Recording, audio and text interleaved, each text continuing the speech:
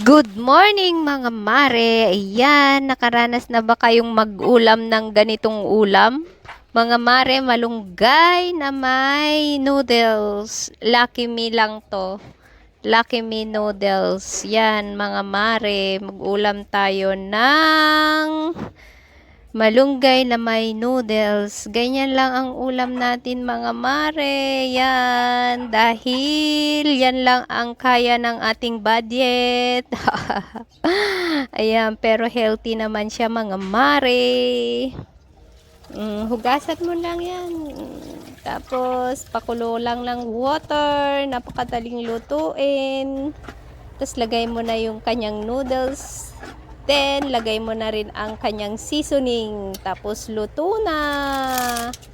Ayan na, may hihigupin na tayong sabaw, mga mare. Lagay na natin ang napaka-healthing malunggay. Tapos, iserving na natin. At saka, higupin na natin. Ang sarap na.